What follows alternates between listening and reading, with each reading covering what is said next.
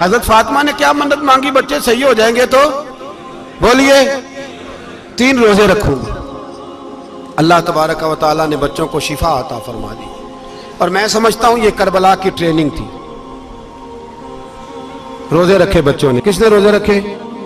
بچوں نے۔ کس نے؟ 7-8 سال کی عمریں بچوں کی۔ حضرت علی فرماتے ہیں جب میں نے دیکھا نا میرے بچے بھی روزے سے ہیں تو میں کہیں سے تھوڑے سے جوں لایا۔ یہ شہزادے ہیں کائنات کے سب سے بڑے۔ فرماتے ہیں میں نے بی بی پاک کو دیے تو سیدہ پاک نے جوں پیسے روٹیاں پکائیں، اور جب عین افطاری کے وقت کھانا سامنے آیا تو دروازے پہ بھکاری آیا۔ عین بڑا بے نیاز ہے اللہ، عجیب رنگ ہے مالک کا۔ عین افطاری کا وقت جب آدمی کہتا ہے کہ فٹافٹ ہو جائے، بھکاری دروازے پہ آیا اور اس نے صدا دی، او میرے رسول کے گھر والوں، کئی دنوں سے روٹی نہیں کھائی۔ حضرت علی نے، حضرت فاطمہ نے بچوں کی طرف دیکھا تو امام حسین چھوٹے تھے سب سے، انہوں نے سب سے پہلے برتن اٹھائے کھانے والے، اور کہنے لگے اماں میں نہ دے کے آؤں۔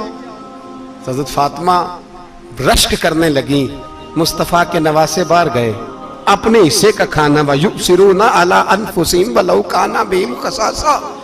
اللہ فرماتے ہیں انہیں بڑی اشد ضرورت بھی ہو پھر بھی وہ دوسروں پہ اثار کر دیتے ہیں۔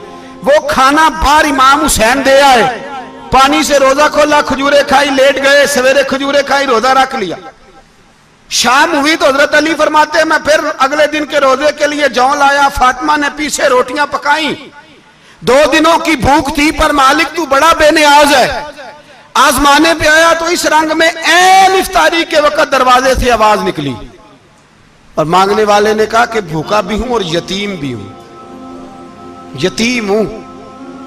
حضرت فاطمہ کہنے لگی بیٹا دیر نہ کرنا، یتیم کا پیٹ بھرنے میں دیر نہیں ہونی چاہیے۔ کھانا باہر چلا گیا، پانی سے روزہ، کھجورے۔ شہزادے ہیں شہزادے، یہ 2 جہاں کے شاہ ہیں، پاس کچھ رکھتے نہیں، 2 جہاں کی نعمتیں ہیں ان کے خالی ہاتھ میں۔ کھجور پانی سے افطاری بھی سحری بھی، سویرے پھر اٹھے روزہ رکھا، تیسرا دن ہے تیسرا۔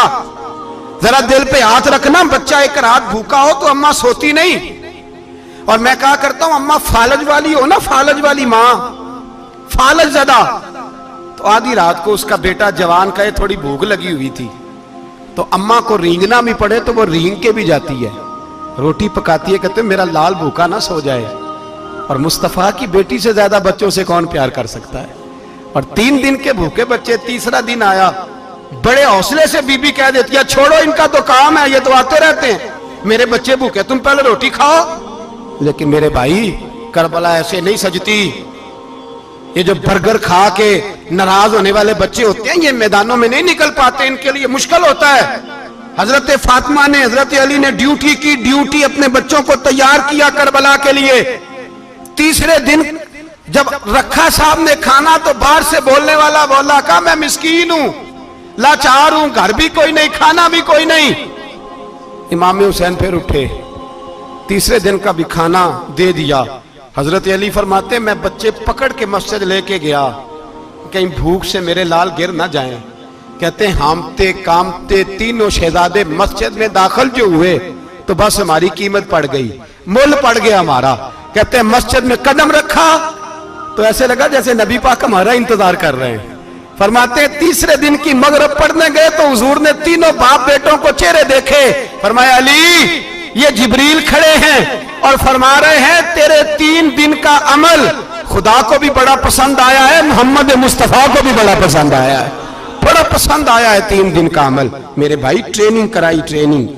ہمارے ہاں تو حال بڑا سخت ہے، اور دین کا معاملہ، چوری آتے ہیں بچے گھروں سے چوری نمازیں پڑھنے، داڑھی رکھ لے تو سب سے پہلے مسئلہ اماں کو بنتا ہے، سب سے پہلا۔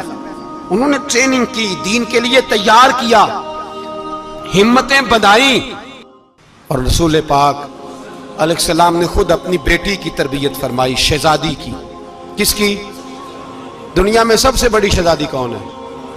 آپ نام لیں گے تو دل ٹھنڈا ہوگا انشاءاللہ۔ میرا عقیدہ ہے حضرت فاطمہ کا نام لے تو اللہ دل کو سکون دیتا ہے۔ سب سے بڑی شہزادی سیدہ، بولیے سیدہ فاطمہ الزہرا رضی اللہ تعالی عنہ۔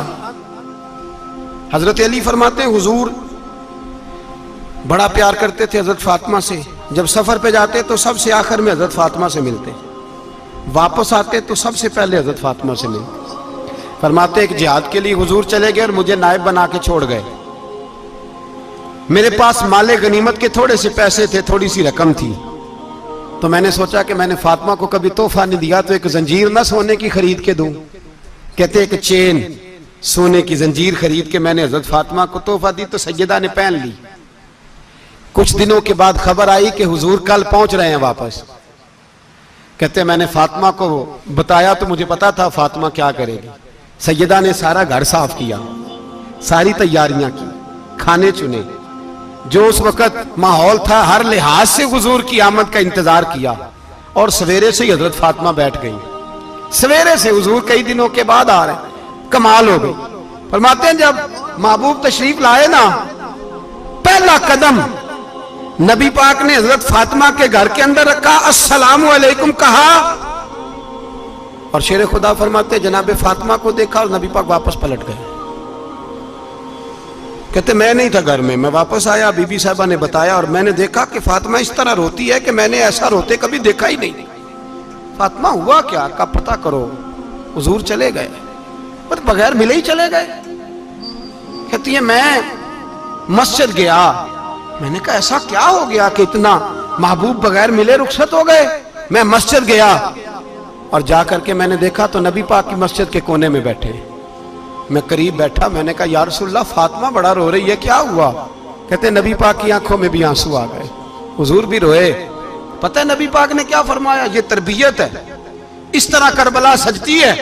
رسول پاک علیہ الصلوۃ والسلام نے فرمایا وہ میری بیٹی ہو کے سونا پہنتی ہے, ہر عورت کے لیے جائز ہے, کئی کلو بھی پہن لے تو شریعت منع نہیں کرتی.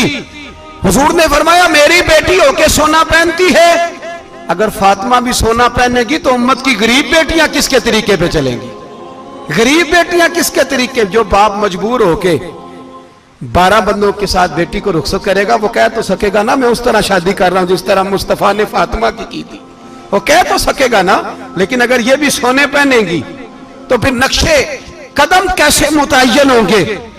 حضرت شیر خدا واپس آئے, کہا فاطمہ یہ تیری چین رسول پاک کو پسند نہیں آئی. بھائی یہ حقیقتیں سمجھو.